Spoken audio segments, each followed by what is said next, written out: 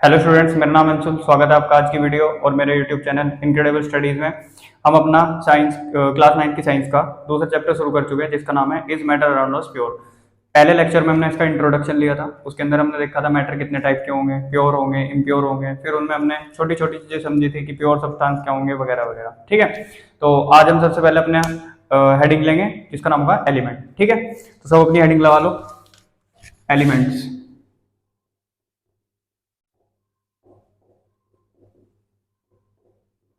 ठीक, अगर आपने कल का लेक्चर देखा होगा तो आपको याद होगा एलिमेंटम किसे बोल रहे थे। एलिमेंटम उसे बोल रहे थे जो एक मैटर की प्योर फॉर्म के अंदर आता है। ठीक है, बताया था ना, जैसे हमारे पास आयरन की रोड है, तो अगर हम उसे सुबह से शाम पीटते जाएं या उसे गर्म करें, कुछ भी करें, वो आयरन से किसी और चीज में चेंज नहीं होगी। ठीक है, तो उसे हम बोल रहे थे एलिमेंट। ठीक है, तो हम एलिमेंट को लिख कैसे सकते हैं? अगर हमें कोई बोल दे एलिमेंट की डेफिनेशन लिख दो, तो लिख देंगे एलिमेंट्स और those which cannot be broken down or changed by any chemical means।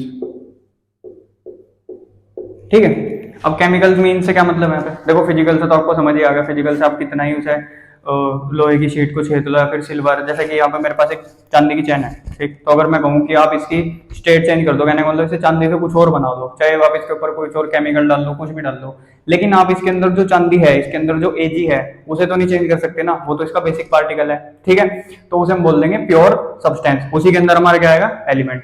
तो आप किसी भी प्योर सब्सटेंस यानी किसी भी एलिमेंट के ऊपर अगर कुछ भी केमिकली चेंज करना चाह रहे तो आप उसकी स्टेट को चेंज नहीं कर सकते। ठीक है, वो होंगे हमारे पास एलिमेंट। ठीक, चलो और क्या लिख सकते हैं हम इसमें? Element is a basic form of matter. ठीक है, मैटर जिससे मिलकर बना हुआ है उसकी एक बेसिक फॉर्म है, और इसी का क्या आप इसे ऐड कर सकते हो तो भी पूरी पूरी डेफिनेशन मिल जाए। ठीक, एग्जांपल लेंगे इसके हम। कल हमने जैसे पढ़ा था मेटल्स। मेटल्स के अंदर हमारे कौन कौन से एलिमेंट थे? Sodium, potassium, silver, iron, zinc और दुनिया भर के एग्जांपल। ये सब के सब क्या है हमारे पास? एलिमेंट्स। अब on the basis of properties, ठीक, properties physical, on the basis of physical properties कितने टाइप के हमारे पास एलिमेंट होंगे? सॉलिड, दूसरा लिक्विड, तीसरा गैस, जो कि हम पिछले चैप्टर में पढ़ के आए हैं। ठीक, सॉलिड के अंदर कौन कौन से आ गए? आयरन सॉलिड होगा, ठीक है, जिंक सॉलिड होगा, कैल्शियम सॉलिड होगा, पोटेशियम सॉलिड होगा, सोडियम सॉलिड होगा, सब अनगिनत एग्जांपल। अब आ जाओ लिक्विड पे। लिक्विड के अंदर मरकरी, थर्मोमीटर देखा होगा, उसके अंदर जैसे पारा बोलते हैं, वो लिक्विड होता है रूम टेम्परेचर पे, Hg। उसके बाद हमारे पास ब्रोमीन। ठीक है, इसके दो एग्जांपल होते हैं। उसके बाद हमारे पास गैस, दुनिया भर के एग्जांपल, क्लोरीन, ऑक्सीजन, नाइट्रोजन। ठीक है, ये क्या है? हमारे पास गैसेस है। ये आप पहले पढ़ चुके हो, सॉलिड, लिक्विड, गैस, इनकी प्रॉपर्टीज वगैरह यहाँ पढ़ने की जरूरत नहीं है। बस इतना ध्यान रखना कि एलिमेंट फिजिकल प्रॉपर्टीज के हिसाब से 3 हिस्सों में डिवाइडेड है। क्या है? सॉलिड, लिक्विड और गैस। एक बार आप इसे नोट कर लो, फिर नेक्स्ट टॉपिक पे बढ़ेंगे। चलो नेक्स्ट हेडिंग लगा लो। एक छोटी सी हेडिंग है, स्टार पॉइंट बना के लिख लेना, मेटलॉइड्स। ठीक, जब पीरियोडिक टेबल पढ़ोगे काम आएगी। 10th से तो हटा दिया पीरियोडिक क्लासिफिकेशन, 11th में जाके जब पढ़ोगे बाकी हम भी पढ़ा देंगे। तो जो मेटलॉइड्स होंगे वो क्या होंगे? अब हमारे पास दो तरीके की चीजें होती हैं, एक तो मेटल और एक नॉन मेटल। मेटल यानी जो ठोस होंगे, हार्ड होंगे, ठीक है। दूसरी तरफ जो आपके नॉन मेटल्स होंगे वो ठोस नहीं होंगे, हार्ड नहीं होंगे, मेटल की तरह शाइनी नहीं होंगे, उनकी जैसी प्रॉपर्टी शो नहीं करेंगे। तो मेटल ही होंगे और नॉन मेटल ही होंगे। अगर मैं आपको वो मार्कर मेटल है, नॉन मेटल है, तो आप बता दो कि भैया नॉन मेटल है। आपने कैसे बताया? क्योंकि आपने मेटल देख रखा है। मेटल एक तो शाइनी होगा, अगर उसे आप बीट करोगे तो उसके अंदर सब आ जाएगा, कहोगे भैया आवाज आ रही खोखरा है इस वजह से आ रही है, ठीक है। अब मेटल को बीट करोगे अब आ जाएगी, उसे आप शीट में कन्वर्ट कर दोगे। लेकिन अगर आप इसके ऊपर जोर लगाओगे शीट में कन्वर्ट करने की कोशिश करोगे तो ये टूट जाएगा, ठीक। तो मेटल और नॉन मेटल में ये डिफरेंस होगा, ठीक। बाकी 10th क्लास में चैप्टर है, वहां ज्यादा डिटेल में पढ़ोगे। तो मेटलॉइड्स होंगे,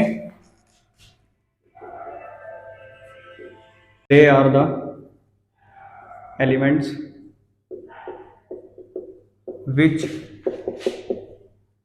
are intermediate of metals and non metals, ठीक है। यानी मेटल्स और नॉन मेटल दोनों की तरह बिहेव कर सकते हैं। एग्जांपल सिलिकॉन, बोरॉन,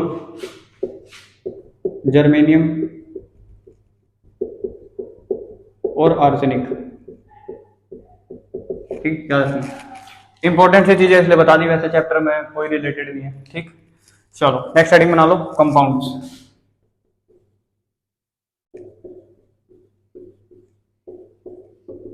एलिमेंट्स कर चुके, प्योर मैटर का टाइप था, दूसरा उसका टाइप था क्या, कंपाउंड्स। अब ये कंपाउंड्स क्या होंगे, ठीक। एलिमेंट्स तो हमने पढ़ लिया कि मतलब उनके अंदर एक ही एटम्स फिक्स होंगे, तो कंपाउंड्स के अंदर ऐसा क्या होगा, देखो कंपाउंड्स जैसे हमारे पास है पानी H2, सेम टू सेम रहेंगे एलिमेंट जैसे, लेकिन ये दो एलिमेंट से मिलकर बना हुआ होगा, ठीक, समझे।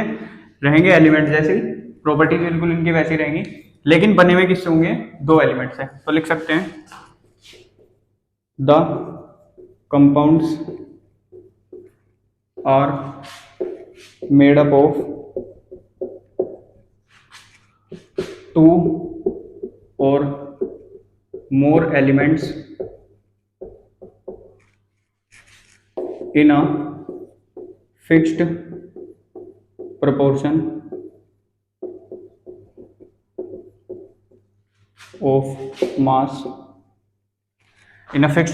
of mass and have definite set of properties,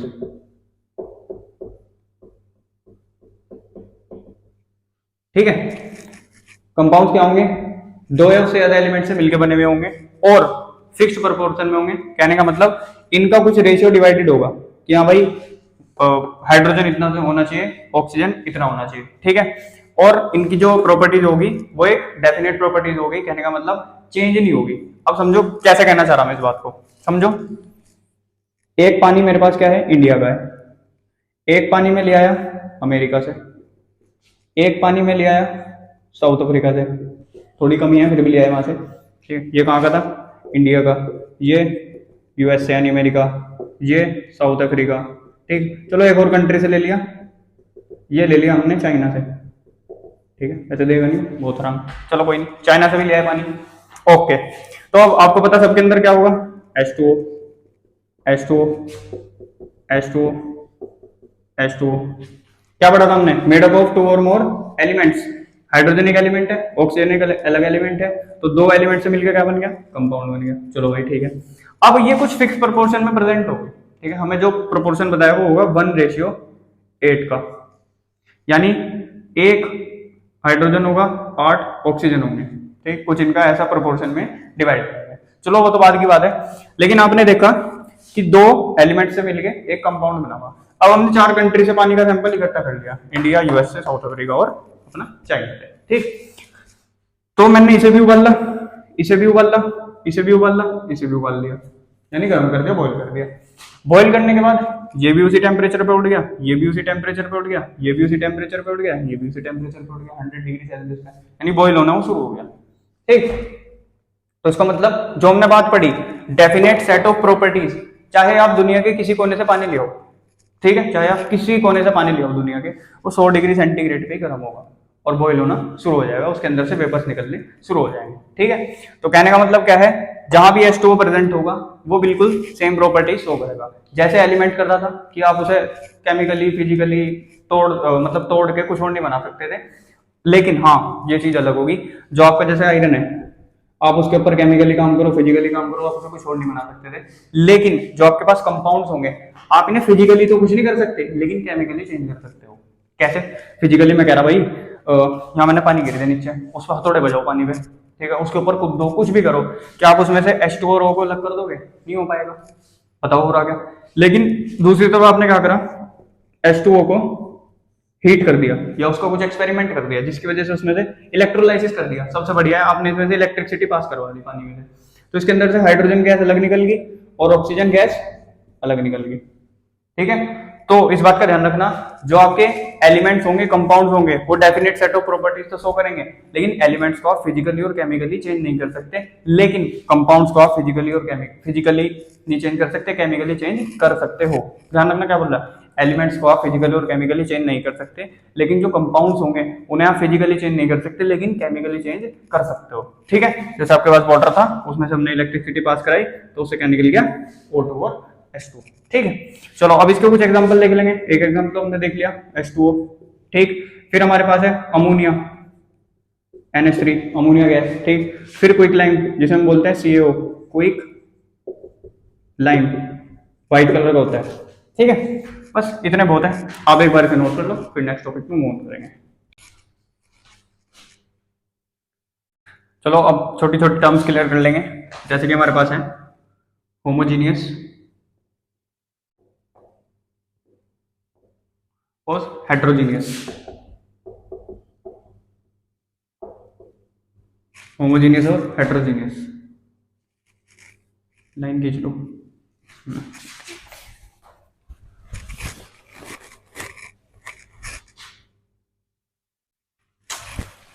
किसी दिखाता है, चलो कब सीधी हो गई। चलो होमोजीनियस लिखो, सबसे पहले होमोजीनियस होंगे क्या, होमो मतलब सेम, हेट्रो मतलब different,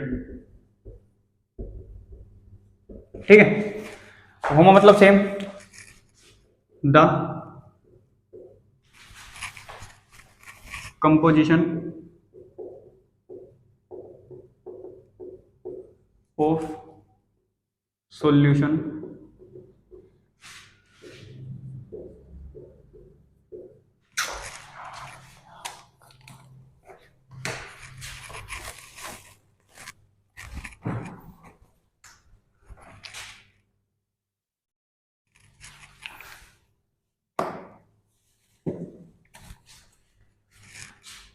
the substances are completely mixed together, ठीक। होमोजीनियस जो होंगे उसके अंदर आपके जो सब्सटेंसेस होंगे वो कंप्लीटली मिक्स रहेंगे। कैसे, आपने एक गिलास पानी का लिया, उसके अंदर एक चम्मच चीनी डाल ली, घोल दी, क्या उसमें आप बता पाओगे कि भाई चीनी है या पानी नहीं है इसके अंदर, या चीनी मतलब पानी के अंदर चीनी है या नहीं है? कैसे बताओगे? टेस्ट करके बताओगे, लेकिन आंख से देख के तो पता नहीं लगने का, क्योंकि वो इसके अंदर पूरी तरीके से मिक्स होगी। तो होमोजीनियस का मतलब यही है कि जो सब्सटेंसेज है वो आप इसमें कंप्लीटली ऐसे बॉन्ड हो जाएंगे कि आपको देख ही नहीं पाएंगे, ठीक। दूसरा अपने पास है the substances are not completely mixed together,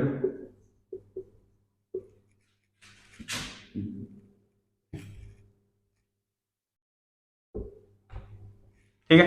इसमें क्या होगा, सब्सटेंसेस आपस में मिक्स नहीं होंगे पूरी तरीके से। जैसे कि आपने पानी के अंदर मिट्टी मिला दी, ठीक, और वो थोड़ी देर के लिए आपने मिलाई तो मिट्टी अलग दिखेगी, उसमें घूमती पानी अलग दिखेगा। थोड़ी देर के लिए आप छोड़ दोगे तो मिट्टी नीचे बैठ जाएगी, ऊपर सब सब पानी रह जाएगा। तो ऐसे सॉल्यूशंस जिसके अंदर सब्सटेंसेस आपस में पूरी तरीके से मिक्स नहीं हो पाएंगे और आप उन्हें अपनी आंखों से देख पाओगे अलग अलग, उन सॉल्यूशंस को हम क्या बोल देंगे, उन सब्सटेंसेस को क्या बोल देंगे हम, हेट्रोजीनियस, ठीक है। चलो अब दूसरा, the composition of substances remains same throughout the solution, ठीक है। यानी जो आपके पास सॉल्यूशन होगा उसके अंदर जो कंपोजिशन होगी, अब कंपोजिशन होगा भैया, कंपोजिशन कैसे, देखो आपने एक चम्मच पानी के अंदर चीनी मिला दी, अब आप उसे चाहे इतना सा टेस्ट करो, चाहे उसे गिलास भर के पी जाओ, ठीक है, चाहे आधा गिलास पी लो चाहे थोड़ा सा पी लो, आपको टेस्ट सेम ही आएगा। ऐसा नहीं होगा कि भाई आपने कम घूंट मारा तो ज्यादा मीठा लगा, ज्यादा पी लिया तो क्या बोलते हैं कम मीठा लगा, ऐसा तो नहीं होने का। तो जो उसके अंदर पार्टिकल्स है, जो उसके अंदर सब्सटेंसेज है, पूरे के पूरे सॉल्यूशन के अंदर उनकी जो कंपोजिशन रहेगी वो बिल्कुल सेम रहेगी। ठीक है, यानी अगर मेरे पास एक गिलास चीनी और पानी का सॉल्यूशन है और इसके अंदर मैंने चीनी घोल दी, ठीक, दूसरे कलर से दिखा दो, इसके अंदर अगर मैंने चीनी घोल दी ऐसे, वैसे तो दिखेगा नहीं पर डिफरेंट कलर से दिखा रहा हूँ, तो अगर आप चाहिए से इतना पी लो इतना पी लो इतना पी लो, टेस्ट आपको बिल्कुल सेम मिलेगा। ठीक, तो इसका मतलब क्या है कि भाई जो सेम कंपोजिशन है वो पूरे के पूरे सॉल्यूशन में सेम रहेगी। ठीक है, जो कंपोजिशन है सब्सटेंसेस की, जितना पानी उतनी चीनी हर जगह उसी तरीके से डिस्ट्रीब्यूट हो जाएगी। ठीक है, चलो एग्जांपल एक तुम देगी जो शुगर एंड वाटर सॉल्यूशन, ठीक, और सॉल्ट एंड वाटर सॉल्यूशन, बाकी आप डिफरेंट डिफरेंट दुनिया भर के आप देख सकते हो। चलो अब इसमें सेम इसका उल्टा, the composition of substances is different through out the solution. अब इसका मैंने एग्जांपल लिया था सैंड एंड वाटर सॉल्यूशन। अब देखो आप इसे टेस्ट करके तो देखने के लिए, ठीक, आपने क्या करा, एक गिलास लिया, उसके अंदर पानी लिया और उसके अंदर आपने मिट्टी डाल दी। ठीक, ऐसे मिट्टी के पार्टिकल्स उसमें घूम रहे। अब इनकी जो कंपोजिशन होगी वो डिफरेंट डिफरेंट रहेगी। थोड़ी देर के लिए आप इसे छोड़ दो, जैसे ही आप छोड़ोगे पानी तो आ जाएगा ऊपर और जो सारी की सारी मिट्टी होगी वो नीचे बैठ जाएगी। तो इनकी कंपोजिशन क्या रहेगी, डिफरेंट रहेगी थ्रू आउट द सॉल्यूशन। इसका एक और एग्जांपल लिख सकते हैं हम, सॉफ्ट ड्रिंक्स, ये होगी बड़ी कोल्ड ड्रिंक्स, उन्हें तो बोलते हैं सॉफ्ट ड्रिंक्स। तो उनके अंदर आप देखते हो कोला पी, जैसे आपने cola Thums Up black colour की है, ठीक है, तो उनके अंदर आपको एक मीठा मीठा स्वाद आएगा, एक थोड़ा चिल्ड सा स्वाद आएगा, जो अगर हमने थोड़ी देर के लिए कोल्ड ड्रिंक छोड़ दी तो वो जो उसकी चिलीनेस है जो वो चली जाएगी, फिर तो मीठा पानी है बस वो। ठीक है, तो उनसे वो जो उसके अंदर हमें वो चटकारे से मिलते हैं, बबल से निकलते हैं, वो होती है कार्बन डाइऑक्साइड।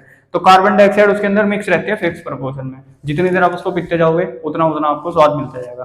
थोड़ी देर के लिए छोड़ दी तो कार्बन डाइऑक्साइड उसमें से निकल के चली जाएगी। ठीक है, तो चीनी, पानी और फ्लेवर्ड कलर्स, उसके अंदर गैस, उन सबका एक फिक्स प्रोपोर्शन बनाया जाता है जिससे आपको एक टेस्ट मिलता है। ठीक है, तो सॉफ्ट ड्रिंक्स भी इसका एक एग्जांपल हो सकते हैं। उसे भी आप देख के बता नहीं सकते कि भाई इसमें कार्बन डाइऑक्साइड कहाँ है। ठीक है, इसके अंदर बबल्स देख के तो बता दोगे, लेकिन वैसे नहीं बता सकते कार्बन डाइऑक्साइड कहाँ है, शुगर कहाँ है, कलर्स कहाँ है, ठीक है, पानी कहाँ है। ठीक, तो वो भी एक आपके पास होमोजीनियस उसका एग्जांपल है सॉल्यूशन का।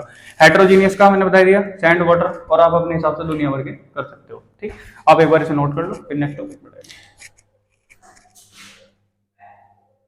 नेक्स्ट हेडिंग लगा लो, मिक्सचर वर्सेस कंपाउंड्स। मिक्सचर और कंपाउंड्स में क्या अंतर होगा, आपके दिमाग में भी डाउट आ रहा होगा कि जो मिक्सचर्स हैं वो तो हम कई चीजों को मिला सॉरी, नेक्स्ट हेडिंग लगा लो, मिक्सचर्स और कंपाउंड्स। आपके दिमाग में भी डाउट आ रहा होगा कि मिक्सचर्स कई सारी चीजों को मिलाकर जो बने, कंपाउंड्स वो भी तो एक या दो चीजों को मिलाकर बन रहे हैं, तो इनमें अंतर क्या होगा। ठीक है, तो सबसे पहले अंतर है कि mixtures can be separated into its constituents by physical means, पर उन्हें हम सेपरेट नहीं कर सकते। एग्जांपल से समझो आपने चाय बनाई, ठीक है, उसके अंदर आपने चीनी डाल दी, उसके अंदर आपने दूध डाला, पानी डाला, चाय पत्ती डाल दी। अब आपको जो उसके अंदर चाहिए नहीं था, चाय पत्ती नहीं चाहिए थी, तो आपने चाय छान ली, छान दी, चाय पत्ती अलग हो गई, चाय अलग हो गई। तो आपने मिक्सचर के कुछ कंस्टिट्यूएंट्स अलग अलग कर दिए। अब मैं ये नहीं कह रहा कि चीनी भी अलग करो, पानी भी अलग करो, दूध भी अलग करो, जो आपको नहीं चाहिए था आपने वो अलग कर दिया, कोई दिक्कत नहीं है। तो वो एक मिक्सचर हो गया जिसके अंदर आप उसके कंस्टिट्यूएंट्स को अलग अलग कर सकते हो। लेकिन कंपाउंड्स, मैं कह रहा हूं H2O लो और उसे 100 बार छान लो, 50 बार छान लो, 70 बार छान लो, 1000 बार छान लो, क्या उसमें से आप H2O को अलग कर पाओगे? नहीं कर पाओगे। ठीक है, फिजिकल मीन से आप उसे नहीं कर पाओगे। ठीक, चलो दूसरा पॉइंट हमारे पास, shows the properties of its constituents. अब एक बात देखो, चाय पत्ती छोड़ो, चाय छोड़ो, नींबू पानी का जाओ। ठीक, आपने क्या करा, पानी लिया, नींबू निचोड़ा, चीनी मिलाई, काला नमक डाला, बर्फ डाल ली, तो उसके अंदर कई सारे कॉन्स्टिट्यूएंट्स आपने डाल दिए, मिला के दे दिया। अब जो भी पर्सन उसको टेस्ट करेगा, सबसे पहले पानी का तो नहीं आना स्वाद, वैसे तो टेस्टलेस है जो भी है पानी, लेकिन पता लगेगा भाई पानी है। दूसरा, मिठास भी आएगी, चीनी डली हुई, खटास भी आएगी, नींबू डला हुआ, नमक, काला नमक डला हुआ, उसका भी स्वाद आएगा, ठीक है। और हमने क्या डालता, बर्फ, ठंडा भी लगेगा। तो हमें उसके अंदर जितने भी कॉन्स्टिट्यूएंट्स हैं उनका सबका स्वाद पता लगेगा। तो जो मिक्सचर है उसके अंदर हम उसके कॉन्स्टिट्यूएंट्स की जो प्रॉपर्टीज होगी वो अपने आप को शो करेगी मिक्सचर के अंदर, ठीक। दूसरा हमारे पास है कंपाउंड, करेगी शो। पानी पियोगे, हाइड्रोजन और ऑक्सीजन का स्वाद पता लग रहा, नहीं लग रहा, ठीक। चलो नेक्स्ट है, energy is neither given in और out in making mixture. Mixture को यूजुअली प्रिपेयर करने में कोई हमें एनर्जी ज्यादा देने की जरूरत नहीं पड़ती है, उसके अंदर से एनर्जी नहीं निकलती, ठीक। दूसरी तरफ एनर्जी इसमें से ज्यादातर निकलती है। अब ये एनर्जी निकल कैसे दी जा रही है, कैसे, ये आप 10th क्लास में पढ़ोगे ज्यादा डिटेल में, ठीक है। तो इसके अंदर आप याद रखना, एनर्जी यूजुअली गिवन आउट, कहने का मतलब बाहर निकलती है जब हम प्रिपेयर करते हैं किसी भी कंपाउंड को, ठीक है। चलो एग्जाम्पल दे दो आपको, एक समझ में आया, ठीक है, नहीं आया जब, ठीक है, कोई दिक्कत नहीं। हमने अभी पढ़ा था क्विकलाइम CO, ठीक है। हम क्या करेंगे, यहाँ से बनाएंगे सिलेक्ट, इसके साथ हम डाल देंगे पानी H2O, यहाँ से बन जाएगा CaOH का होल ट्वाइस, ये भी एक कंपाउंड बनेगा। अभी कंपाउंड जब बनेगा इसके साथ निकल जाएगी थोड़ी सी हीट, तो ये जो हीट निकलेगी इस एनर्जी निकलने की बात हो रही है। तो ज्यादातर जब कंपाउंड बनेंगे उनके अंदर से एनर्जी क्या होगी, बाहर निकलेगी, ठीक। चलो नेक्स्ट हमारे पास composition of mixture is variable. अब मिक्सचर तो आप अपनी मर्जी से बना सकते हो। मैं कह रहा भाई चाय बना दे, एक आदमी को मीठा कम पसंद है, एक आदमी को मीठा ज्यादा पसंद है, तो आप अलग अलग करके बना दोगे, एक में मीठा ज्यादा डाल दो, एक में मीठा कम कर दोगे। तो मिक्सचर के अंदर कहने का मतलब आप कॉन्स्टिट्यूएंट्स अपने हिसाब से डिसाइड कर सकते हो, लेकिन जो आपके कंपाउंड्स होंगे उनके अंदर जो कॉन्स्टिट्यूएंट्स की जो मात्रा होगी वो फिक्स रहेगी। अभी बताया था H2O के अंदर 1:80 में रहेंगे, H2 हाइड्रोजन और ऑक्सीजन, ठीक है। तो इनकी तो प्रपोजिशन फिक्स होगी, जो इनकी कॉन्स्टिट्यूएंट की होगी, प्रपोजिशन क्या बोलेंगे, क्या बोल रहा हूँ मैं, इनकी कंपोजिशन, प्रीपोजिशन करा, कंपोजिशन क्या रहेगी, फिक्स रहेगी। अब ये COH का होल ट्वाइस है, ये भी तो फिक्स है, CO है, ये भी तो फिक्स है, तो इनकी जो कंपोजिशन होगी वो फिक्स रहेगी उसके अंदर, सॉल्यूशन के अंदर, ठीक है, कंपाउंड के अंदर। Do not have definite formula, इनका तो कोई फॉर्मूला नहीं होता। अब मैं कह रहा भाई नींबू पानी का फॉर्मूला बताओ, नींबू पानी का फॉर्मूला, इसका क्या फॉर्मूला होगा भाई, इसका तो कोई भी फॉर्मूला नहीं होता, ठीक है। लेकिन दूसरी तरफ कह रहा कंपाउंड का फॉर्मूला बताओ किसी, आपने एकदम बता दिया, क्विकलाइम CO, स्लेगलाइम COH का होल ट्वाइस, वाटर का बता दो H2O। तो कंपाउंड्स के पास एक फिक्स्ड केमिकल फॉर्मूला होगा, ठीक है। लास्ट पॉइंट हमारे पास, do not have fixed melting and boiling point, इनका कोई फिक्स्ड मेल्टिंग और बॉइलिंग पॉइंट नहीं होता, ठीक। आप जब चाय बनाओगे, ठीक है, वैसे आप पानी उबालोगे जल्दी उबल जाएगा, लेकिन जब आप चाय बनाओगे उसके अंदर आप इतनी सारी चीजें डाल दोगे तो उसका जो मेल्टिंग पॉइंट है वो गड़बड़ा जाएगा, ठीक है। आप चीनी कभी ज्यादा डाल दोगे, आप कभी दूध ज्यादा डाल दोगे, तो उसका जो मेल्टिंग पॉइंट होगा हमेशा ऊपर नीचे होता रहेगा। तो जो मेल्टिंग पॉइंट बॉइलिंग पॉइंट है उसका फिक्सिंग रहेगा, किसका, मिक्सचर का, ठीक है। दूसरा हमारे पास है कंपाउंड्स, कंपाउंड का मेल्टिंग और बॉइलिंग पॉइंट फिक्स होगा। अगर ये 100 डिग्री पे गर्म होना है तो 100 डिग्री पे ही होगा, चाहे इसे धरती के किसी कोने पे से आप उठा के लियो, समझे। 100 डिग्री पे अगर ये बॉइल होना है तो होगा, 100 डिग्री पे जाके फिर इसे फ्रीज होना है तो होगा, ठीक है। तो इनका जो मेल्टिंग और बॉइलिंग पॉइंट होगा क्या रहेगा, फिक्स रहेगा, ठीक है। तो आप इसे एक बार नोट कर लो।